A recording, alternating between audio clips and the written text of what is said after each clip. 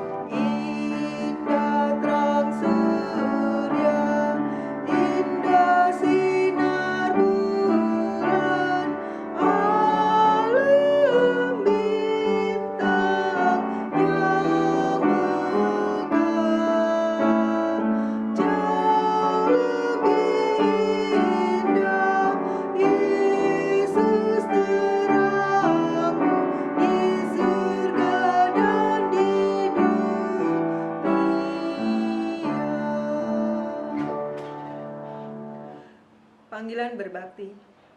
Karena itu, saudara-saudara, demi kemurahan Allah, aku menasehatkan kamu, supaya kamu mempersembahkan tubuhmu sebagai persembahan yang hidup, yang kudus, dan yang berkenan kepada Allah.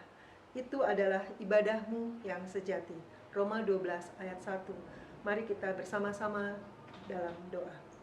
Bapa Surgawi, Bapa yang mengasihi kami, Allah yang maha baik, kami sungguh bersyukur Tuhan buat pagi hari ini, di mana Tuhan masih memberi kami kesempatan untuk kami boleh beribadah, walaupun kami dengan jarak yang berjauhan. Kami mengucap syukur ya Bapa, buat penyertaan, buat kasih-Mu sepanjang hidup kami, sepanjang minggu ini. Kami bersyukur ya Bapa untuk setiap kebaikan dan kemurahan yang sudah Tuhan berikan pada kami. Dan pagi ini Tuhan, kami menyerahkan ibadah kami dari awal, pertengahan, hingga akhir. Biarlah Engkau sendiri yang akan memimpin kami. Biarlah Roh Kudus-Mu sendiri akan bekerja dalam setiap hati kami.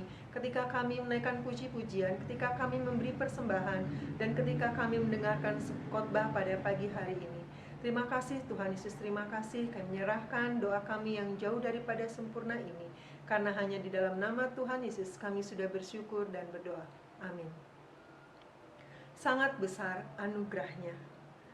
Selama kita alami dalam kehidupan kita, Dia selalu ada bersama kita. Segala takut kita hilang. Betapa indah anugerah yang diberikan oleh Tuhan Yesus. Nyanyian pujian nomor 119, sangat besar anugerahnya.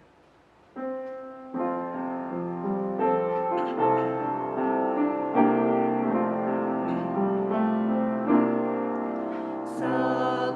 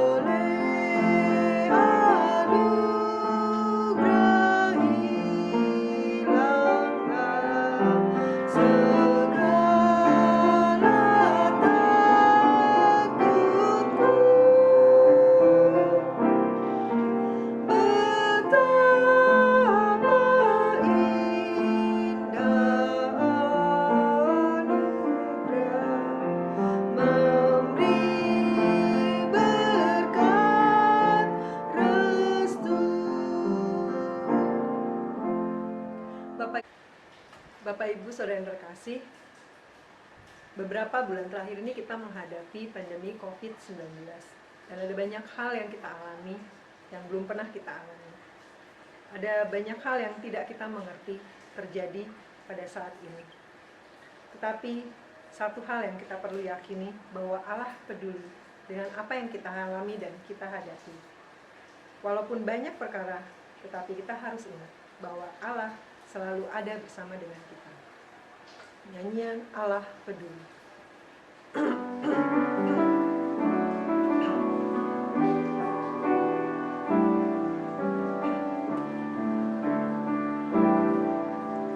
Banyak perkara yang tak dapat ku mengerti. Mengapakah harus terjadi di dalam kehidupan ini? Satu perkara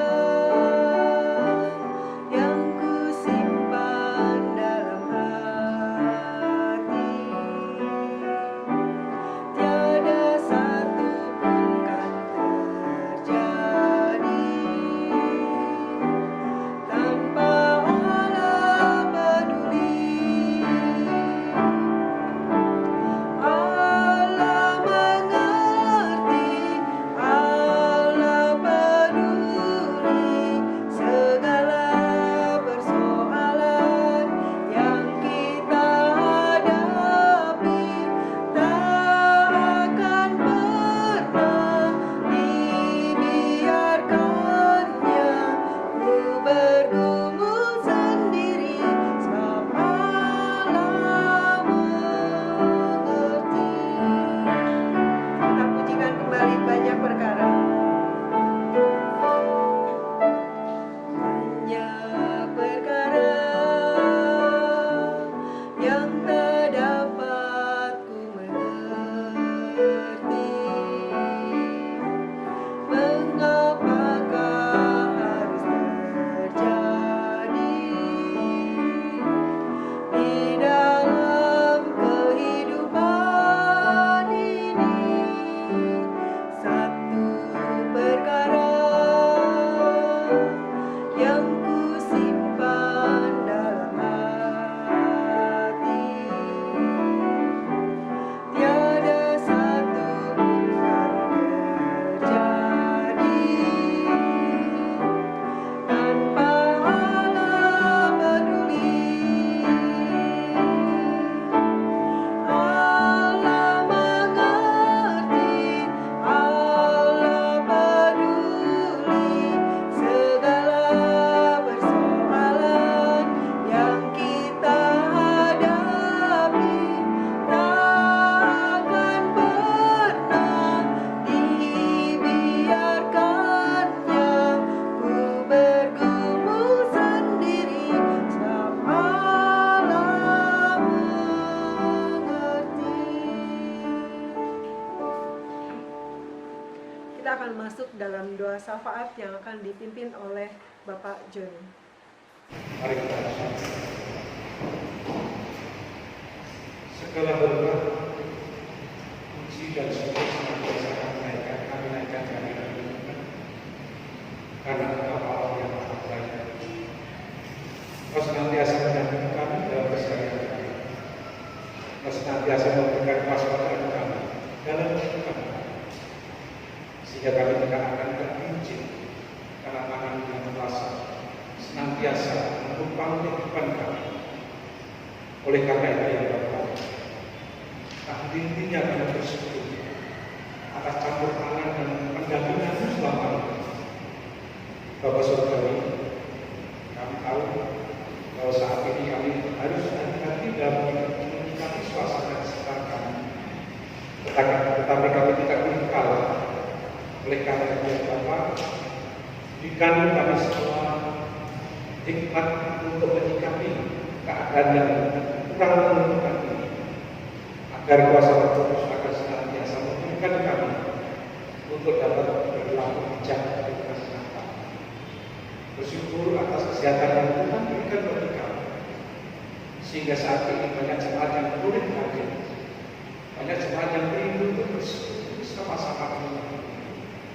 agar semuanya menjadikan satu kebangkitan iman kami. Baik saudara kami yang saat ini belum bisa beribadah di gereja ini, kami mereka juga bersyukur atas kesempatan yang diberikan sehingga mereka masing-masing mampu untuk beribadah dengan keluarga di rumah. Oleh karena itu ya Bapak, sukacita yang kami rasakan hari ini tentu juga akan dirasakan oleh teman-teman kami, rekan sahabat dan saudara-saudara kami yang saat ini belum berani untuk beribadah di rumah. Bapak Saudari, kami juga bersyukur atas apa yang sudah Tuhan berikan bagi kami, khususnya pelayanan di Ciawi.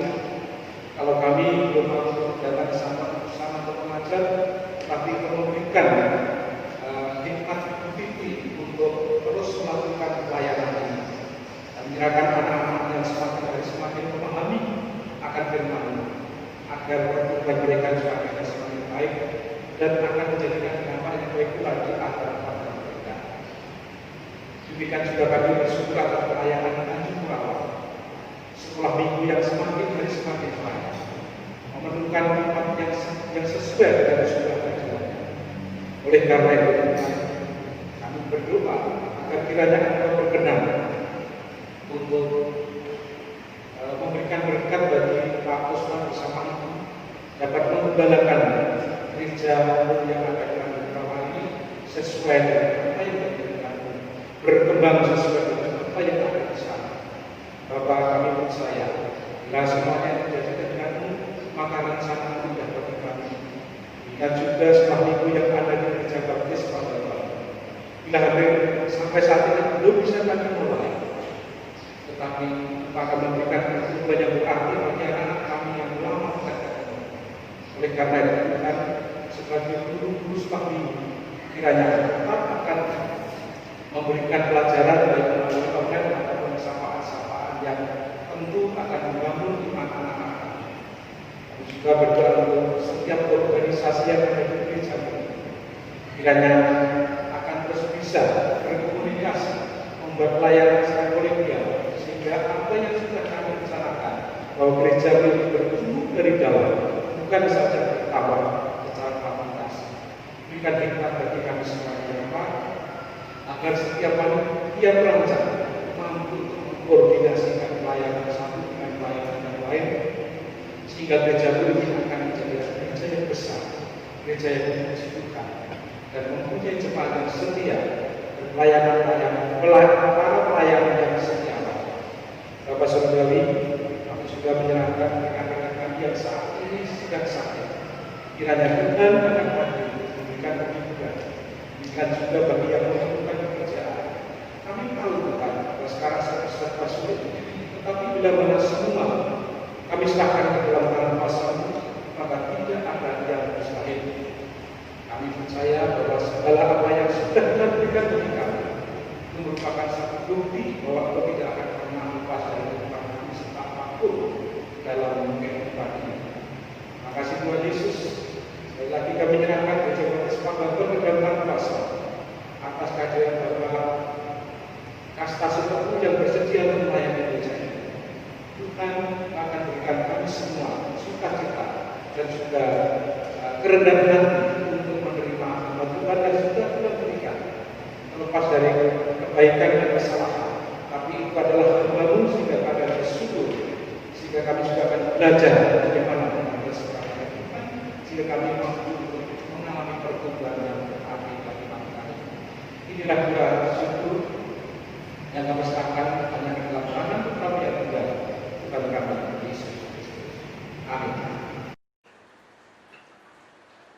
Saatnya bagi kita untuk mengumpulkan persembahan dan perpuluhan. Panggilan memberi diambil dari Imamat 19 ayat 5. Apabila kamu mempersembahkan korban keselamatan kepada Tuhan, kamu harus mempersembahkannya sedemikian, hingga Tuhan berkenan akan kamu.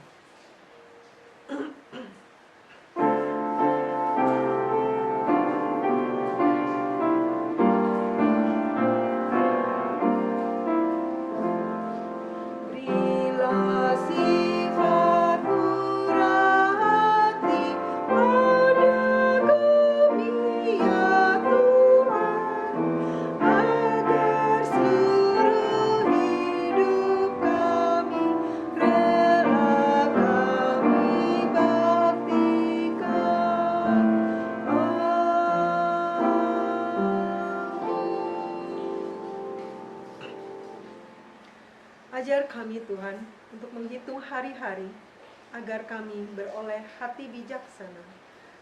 Sebelum kita mendengarkan khotbah yang akan disampaikan oleh Bapak Daud, kita pujikan. Ajar kami Tuhan.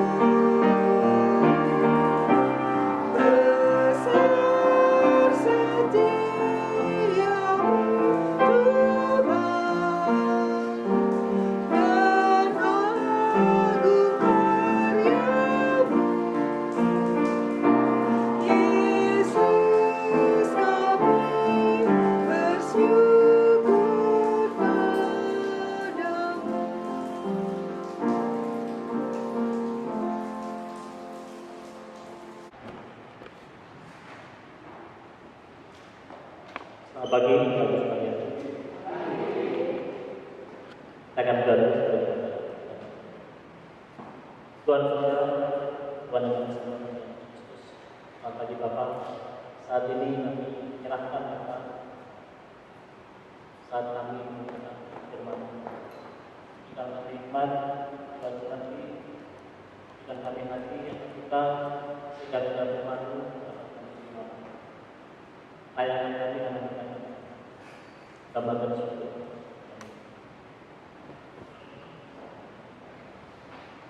Pagi ini saya mendapat bagian menyampaikan surat Tuhan. Semoga nanti awal bulan Agustus bisa lagi jadwalnya sehingga bisa kasih itu sepenuhnya dan layanan di maraton. Setiap minggu beliau bisa menyampaikan kepadanya dan kita semakin dikuatkan dalam baik, saya minta kalau nanti tadi belakang slide-nya ya. Renungan pagi ini ambil dari 1 Raja-Raja 11 ayat 1 sampai dengan ayat 16. Ini mengisahkan tentang Nabi Elia. Kalau kita flashback sedikit dari ayat sebelumnya, Nabi Elia ini ya waktu zaman Raja Ahab. Raja Ahab ini adalah kenal sebagai raja yang sangat kejam. Bahkan disahkan di situ sebelum Raja Habib dikejar daripada raja-raja sebelumnya. Dan kemudian Raja Habib jadi raja yang ditakuti oleh rakyatnya. Bahkan Saleh itu juga itu rasakan takutlah dengan Raja Habib. Kemudian Raja Habib ini menikah, ketemulah dengan istrinya namanya Isabel. Isabel ini adalah anak dari Raja Tirus, dan kemudian melalui Ahab dan Isabel ini akhirnya bangsa Israel jatuh dalam dosa, yaitu menyembah berhala. Bangsa ini meninggalkan Tuhan, tidak lagi beribadah kepada Tuhan, dan bangsa ini beribadah kepada Baal. Kami catat di sini ada dua Baal atau dua dewa yang disembah, yaitu dewa kesuburan dan dewa cuaca. Jadi dua dewa inilah dua Baal yang disembah oleh bangsa Israel. Mereka menggantungkan kesuburan tanah Israel dari dewa kesuburan dan menggantungkan cuaca yang dari cuaca. Mereka sangat mengagungkan kedua Baal ini. Dari situlah kemudian kita masuk ke pasal 1 pasal 1. Datanglah Elia ke Raja Ahab. Tentunya pada saat Elia datang ke Ahab, dia tidak akan lama-lama karena dia tahu Ahab raja yang galak, raja yang kejam gitu ya, sudah mungkin cuma sebentar saja dia menyampaikan apa yang jadi firman Tuhan. Dikatakan demikian, demi Tuhan yang hidup Allah Israel yang melayani, sesungguhnya tidak akan ada embun atau hujan pada tahun-tahun ini kecuali kalau kukatakan. Ini adalah firman Tuhan yang disampaikan melalui Elia. Dalam kitab yang lain, bangsa ini mengalami ketinggalan selama 3,5 tahun. Bayangkan ya, 3,5 tahun. Kita melakukan di corona 3 bulan lebih aja udah rasanya bosan ya. Kayak apa kan? Ini 3,5 tahun tidak ada hujan dan panas terus, kering semua. Semua tanah mengering, semua sumber air kurang dan semua kehidupan susah. Tidur panas. Terus air susah, klop. 3,5 tahun bangsa ini mengalami ini sampai dengan yang datang dari hujan. Saudara kalian, yang menarik dari firman ini adalah ketika Elia menyatakan tidak ada hujan selama itu dan sampai dia mengatakannya. Dia berikutnya menyatakan, kemudian datanglah firman Tuhan kepadanya, pergilah dari sini, berjalanlah ke timur dan bersembunyilah di sungai Kerit sebelah timur sungai Yordan. Saudara sekalian, ketika Elia punya backing yang kuat, yaitu Tuhan, apa yang Tuhan yang bisa lakukan? Tuhan itu bisa membuat bangsa Israel tidak mengalami hujan selama 3,5 tahun. Rasakan Tuhan itu takut sama Ahab. Rasakan Tuhan itu takut sama Isabel. Malah Elia justru pergi. Kalau Elia sebagai manusia biasa dia berpikir, maksudnya Tuhan apa? Dia sudah menyampaikan kepada Tuhan, kemudian dia ada salah kepada Tuhan, kok setelah itu dia disuruh pergi. Ini adalah batasan cara manusia berpikir, di mana kita nggak ngerti maksud Tuhan apa. Apakah Tuhan nggak bisa melindungi Elia dari marahan Ahab? Bisa. Tapi kenapa Tuhan melindungi Elia seperti sungai Kerit? Ayat 4 menyebutkan, engkau dapat minum dari sungai itu dan burung-burung gagak telah kuperintahkan memberi makan engkau di sana. Lalu ia pergi dan melakukan selama Tuhan itu, ia pergi dan diam di sungai Kerit di sebelah timur sungai Yordan. Saudara sekalian, ketika pertanyaan itu muncul kepada seorang Elia, seorang nabi Elia, dia bertanya terus, kenapa harus meninggalkan tempat ini? Masih banyak pekerjaan yang dia akan sampaikan ke Ahab. Tapi karena Tuhan menyuruh pergi, dia pun akhirnya pergi. Dia pergi dengan banyak pertanyaan, tapi dia menjalaninya. Di tepi sungai Kerit, dia mendapatkan air minum dari sungai itu. Dan sekalian, mungkin sebatas itu. Maksudnya ketahuan, supaya aku tidak kehausan, supaya aku tidak kekurangan air, sehingga aku tinggal di sungai Krit. Terus sekalian, berikutnya Tuhan memerintahkan burung gagak untuk memelihara Elia. Burung-burung gagak telah memerintahkan untuk diberi makan engkau di sana. Kita tahu burung gagak itu siapa? Kalau kita lihat di film-film yang mistis atau film-film horor atau apa, burung gagak itu diidentikan dengan burung yang selalu berkaitan dengan tanda petik iblis atau setan. Kenapa Tuhan nggak pakai burung rajawali? Kenapa tidak burung dara? Kenapa tidak burung yang bagus-bagus? Kenapa burung gagak? Dengan burung gagak ini lihat saya jelek sekali. Tapi justru burung gagak ini yang dipakai Tuhan untuk memelihara Elia dengan mengirimkan daging, dengan mengirimkan roti pagi dan sore. Terus sekalian, dengan gambaran ini Tuhan itu bisa pakai yang terjelek sekalipun untuk menjadi penolong bagi umat.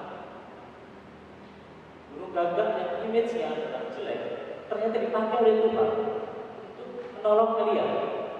Kalau kita dengan tujuan sebagai burung rajawali, gagak burung rajawali, kenapa nggak pakai burung rajawali itu? Atau burung merpati yang diberikan lain? Kenapa nggak burung merpati? Kenapa burung gagak? Kembali kita diajarkan Tuhan sini bahwa Tuhan bisa menggunakan segala macam cara untuk menolong kita. Berikutnya kita akan ulas di ayat selanjutnya.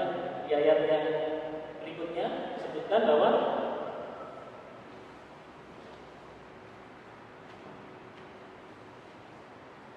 di ayat 6, sesudah beberapa waktu sungai itu menjadi kering sebab hujan tiada turun di negeri. Ayat ini pun kalau kita cermati sangat bagus sekali. Setelah beberapa waktu sungai itu menjadi kering. Coba kita kembali lagi. Elia sudah taat, Elia sudah meninggalkan negerinya menuju sungai kering, dan kemudian ada sungai yang bisa mengalir air dan dia minum situ. Taat, hanya taat melakukan itu. Dan pada suatu saat ternyata airnya kering, sungainya kering. Tidak bisakah Tuhan membuat sungai itu mengalir air lagi? Bisa nggak? Bisa. Tuhan bisa membuat sumber air yang baru dan Tuhan mengalirkan ke sungai itu, bisa-bisa aja. Tapi kenapa sungai itu tidak kering? Padahal di situ ada hambanya, Elia. Terus sekalian, meskipun kita sebagai umat yang taat, kita harus siap dengan kondisi di mana kondisi yang tidak ada itu dibiarkan terjadi di Tuhan. Jadi jangan pernah berpikir bahwa kita sudah taat, kita sudah setia dalam Tuhan, kita sudah setia dalam pelayanan, kita tidak akan mengalami pencobaan. Jangan pernah berpikir seperti itu. Tuhan mengajarkan kita untuk tetap setia, untuk tetap taat, sehingga pada saat air ini kering, kita berpikir juga kembali, kok Tuhan seperti ini? Ya bisa dalam batin kenapa saya dibiarkan air itu kering? Kemudian datang Tuhan berikutnya. Maka datanglah firman Tuhan kepadanya, bersiaplah pergi ke Sarfat yang termasuk wilayah Sidon, dan diamlah di sana. Aku telah merintahkan seorang janda untuk beri engkau makan. Ini engkau makan. Sesudah itu ia bersiap lalu pergi ke Sarfat. Setelah ia sampai di pintu gerbang kota itu, tampaklah di sana seorang janda sedang mengumpulkan kayu api. Berikutnya lagi muncul hal yang lebih bagus lagi. Ketika sungai itu dibuat kering oleh Tuhan, kemudian Elia ini bisa pergi ke Sarfat. Tuhan mengatakan di sana aku telah memerintahkan seorang janda yang asalnya memelihara Elia. Terus sekalian, bayangannya adalah pada saat kondisinya sedang panas, kering, tidak ada yang bagus. Dan bayangkan Elia sebagai manusia biasa, dia suruh pergi ke Sarfat dan ada seorang janda yang melihara dia. Bayangannya apa? Pastilah jandanya melihara dia adalah seorang janda yang kaya, seorang janda yang berkecukupan, seorang janda yang tidak berkekurangan, sehingga dia bisa terpelihara hidupnya sehari-hari. Itu bayangan secara manusia. Saudara sekalian, menarik firman ini. Ketika Nabi Elia menemui apa yang dikatakan oleh Tuhan di Kesabat, di sana dia ketemu dengan seorang janda yang ternyata sedang mengumpulkan kayu untuk memasak. Kalau dia kaya, mungkin yang mengumpulkan bukan dia. Yang mengumpulkan kayu adalah hambanya atau pembantunya. Ya, kalau di bahasanya RT atau pembantunya ya, mengumpulkan kayu untuk memasak. Tetapi ini tidak, dia melakukan sendiri. Image-nya muncul, ini adalah orang yang tidak mampu, orang yang tidak kaya. Masakan Tuhan menyuruh orang yang tidak mampu seperti ini untuk peliharaan. Dalam ayat sebelumnya dikatakan bahwa kita anak Tuhan, hamba Tuhan itu wajib pelihara dan kekurangan. Tapi ini disuruh ikut atau nebeng ganda yang kaya, yang tidak kaya, yang tidak berkelimpahan harta, yang hidupnya kekurangan, hidupin dia sendiri susah, hidupin anaknya juga, dan ditambah hidupin Elia. Kita lanjutkan. Kemudian Elia mengatakan demikian, cobalah ambil bagiku sedikit air dalam kendi supaya aku minum. Jika perempuan itu pergi mengambilnya, dia bersolat. Cobalah berbatunya. Demi Tuhan, kemudian dia ambil. Cobalah ambil bagiku sedikit air dan dalam perempuan itu pergi mengambilnya, bersolat. Cobalah ambil juga bagiku sepotong roti. Kita tahu kondisinya janda ini miskin. Elia masih bertanya pada Tuhan, mungkin nggak janda ini yang menolong dia? Mungkin nggak orang miskin yang menolong dia? Dia minta air, kemudian dia minta roti lagi. Ini adalah hal yang bagus. Dia mencoba, apakah yang meminta Tuhan benar-benar orang ini, benar-benar janda ini yang dipakai oleh Tuhan memelihara hidup dia. Saudara sekalian, janda ini pun terkejut ketika Elia minta roti. Dia berkata demikian, demi Tuhan Allahmu yang hidup, sesungguhnya tidak ada roti padaku sedikit pun, kecuali segenggam tepung dalam tempayan dan sedikit minyak dalam buli-buli. Dan sekarang aku sedang mengumpulkan 2-3 potong kayu api. Kemudian aku mau pulang dan mengolahnya begitu dan bagi anakku, dan setelah kami makannya, maka kami akan mati.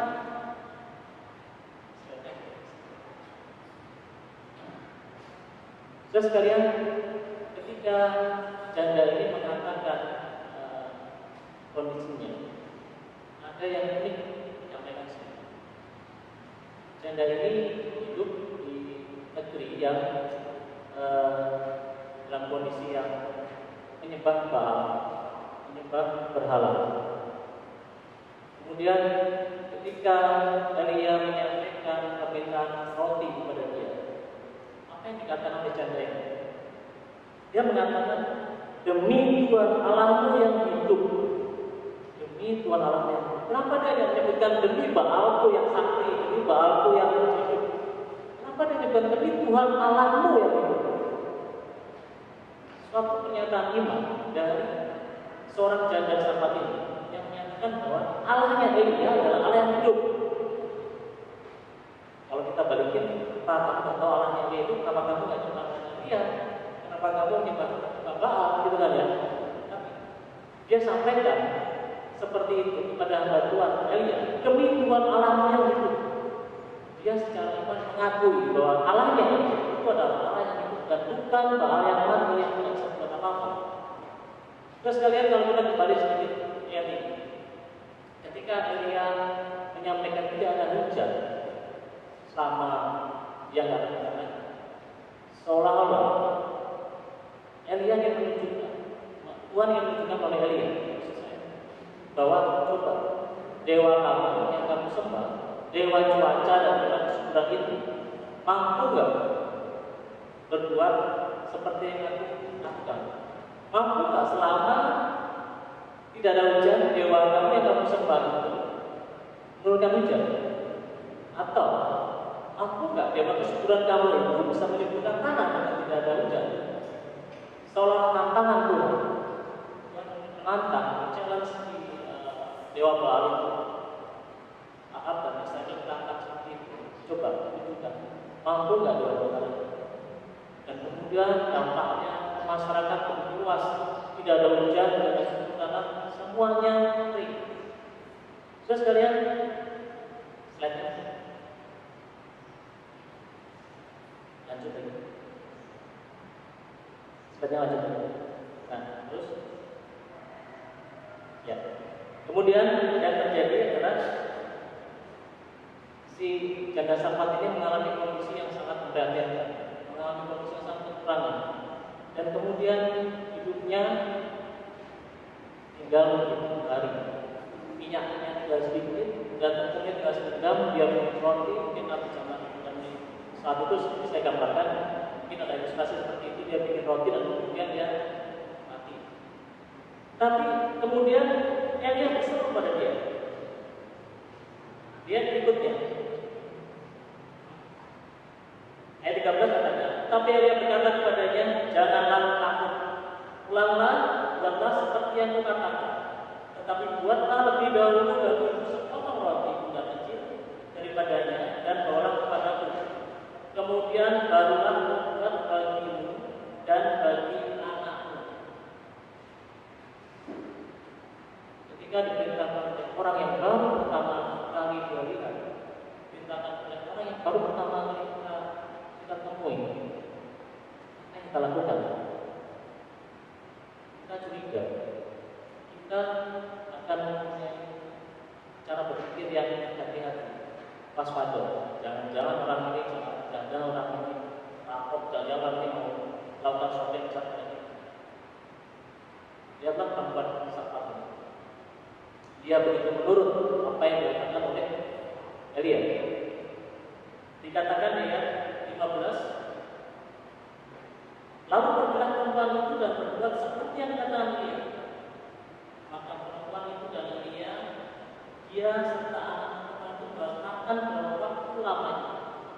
Saudara sekalian, wanita ini yang baru pertama kali ketemu Elia, dia menuruti perintah Elia, dia menjalankan perintah Elia. Dia tidak berpikir, bodoh amat. Setelah itu makan, setelah aku kasih makanan ke Elia ini, tidak makan lagi, dia pikirkan semua. Tapi dia jalankan pikiran, ya udah pasrah, Tuhan yang punya. Pernahkah kita berpikir seperti itu?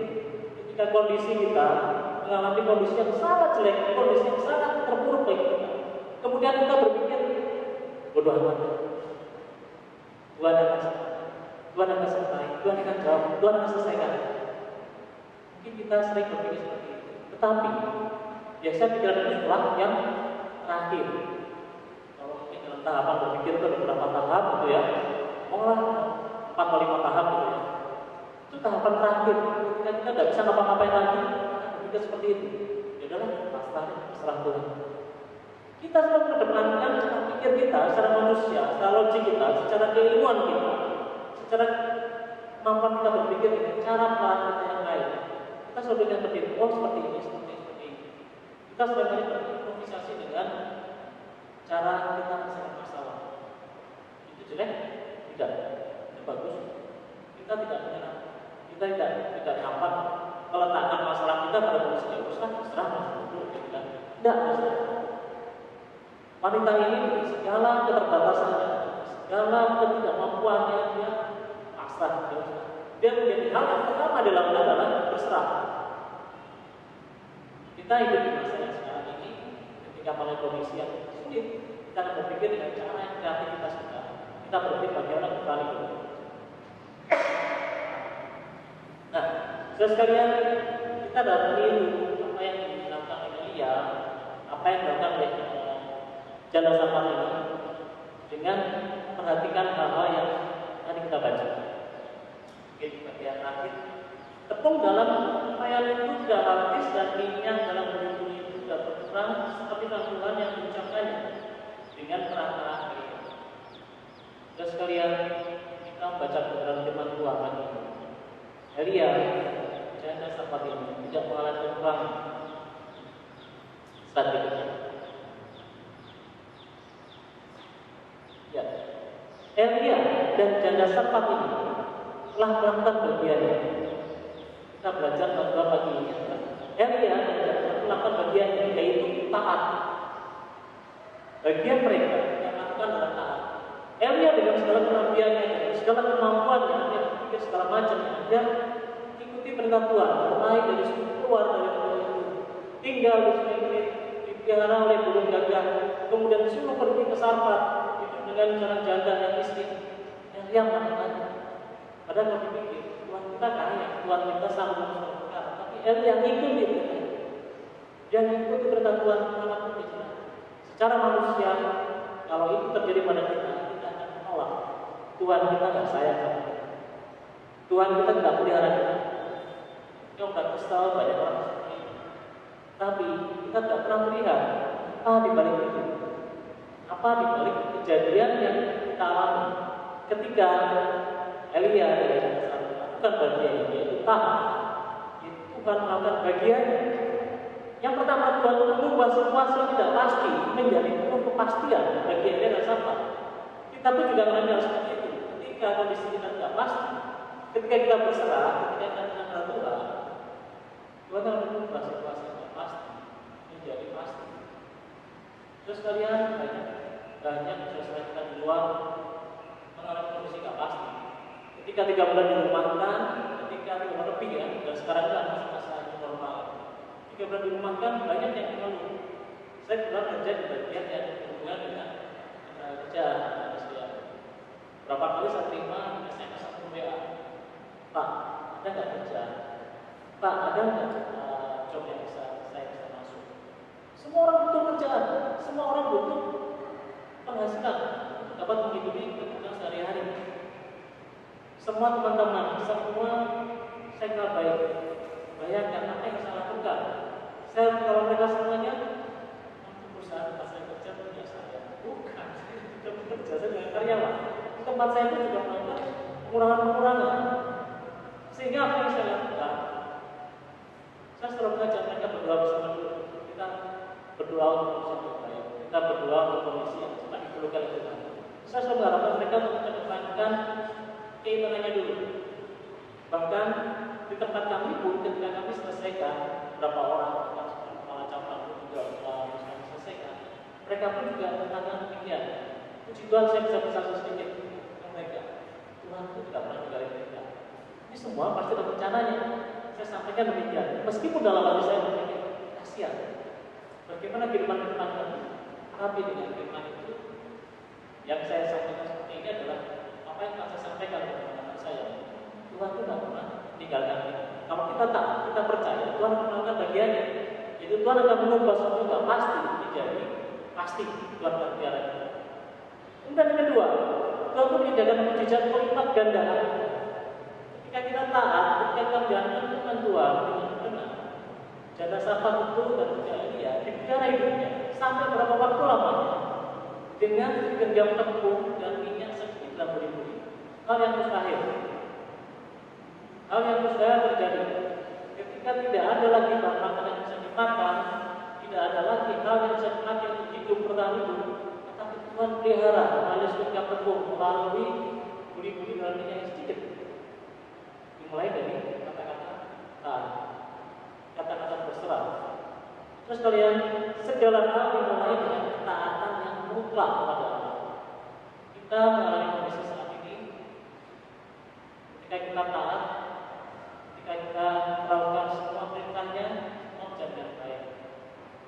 Ini akan kita compare dengan atau kita benchmark dengan kondisi yang real.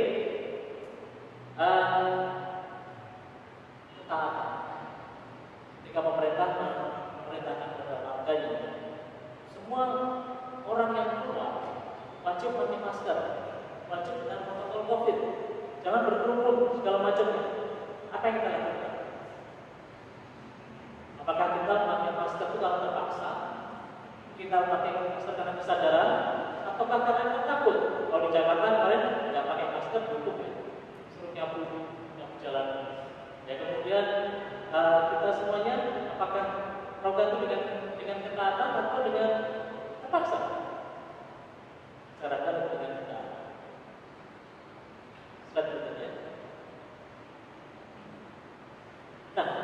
Kalau apa yang bisa kita lakukan dengan ketaatan iman kita kepada Tuhan Yesus? Banyak hal yang kita lakukan. Tuhan melihat kualitas dan bukan kuantitas. Kembali kita dihadapkan pada dua kata yang kira-kira kualitas dan kuantitas. Kualitas dalam mutunya, mutu kita melayani Tuhan, mutu kita berserah, mutu kita ketaatan kita pada Tuhan, dan berkaitan dengan kuantitas. Kuantitas itu jumlah. Mana yang lebih baik? Ketika kita mempersembahkan persembahan, jumlahnya banyak, artinya kualitas dibandingkan dengan sedikit ada kualitas. Kualitas diperhatikan Tuhan jauh lebih tinggi dibandingkan dengan kuantitas. Kualitas pelayanan kita sebagai jemaat gereja Bapak itu sangat diperhatikan oleh Tuhan. Seperti ini yang saya maksud. Kita bisa berikan persembahan, persepuluhan dengan sukarela penuh ketaatan. Kita bisa melayani musik atau yang lainnya, ibadah dan lainnya, kemampuan di bidang lain, termasuk kemampuan di bidang organisasi itu. Itu kalau kita lakukan dengan hal yang baik, dengan kualitas yang baik, itu akan berhasil. Bukan dari segi kuantitas. Jadi kalau kita melihat orang itu melakukan dari segi kuantitas, kita akan pertanyakan gimana cara mengukurnya sehingga orang itu berkualitas. Saudara sekalian,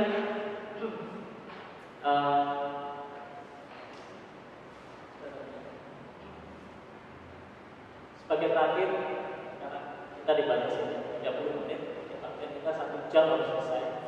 Jadi saya sampaikan dengan kondisi cukup padat. Dan yang terakhir adalah himbauan kami adalah lakukan bagian kita dengan taat, dan Tuhan akan melakukan bagiannya yang terbaik. Amin, saudara. Mari kita berdoa. Terima kasih Bapak, Engkau telah memberikan waktu belajar dari firman-Mu. Engkau mengajarkan kami taat, seperti mana yang disampaikan, yang dilakukan oleh kalian dan sahabat. Kami menyadari semuanya Bapak, kekurangan kami. Kami menyadari semuanya tidak mampuan kami untuk tetap taat dengan kondisi yang saat ini sedang terjadi. Tapi Bapak, kami tidak percaya melalui iman yang Kau berikan, melalui kekuatan yang Kau berikan kepada kami, sehingga kami, anak-anak ini Bapak, jemaat Dewa Bapak, semakin taat, semakin berserah, dan semakin mengandalkan Engkau Bapak segala permasalahan kami. Kami terus berdoa untuk permasalahan yang kami ada. Anak-anakmu Bapak, jemaat Bapak ini Bapak, mempunyai masalah pribadi masing-masing Bapak, baik itu masalah pekerja,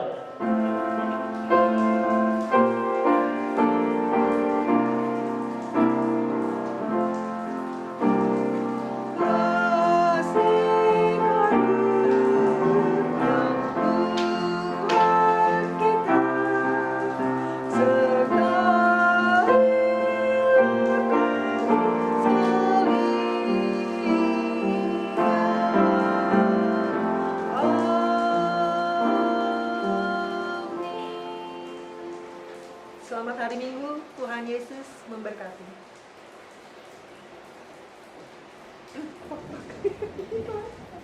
Udah tidak habis suaranya.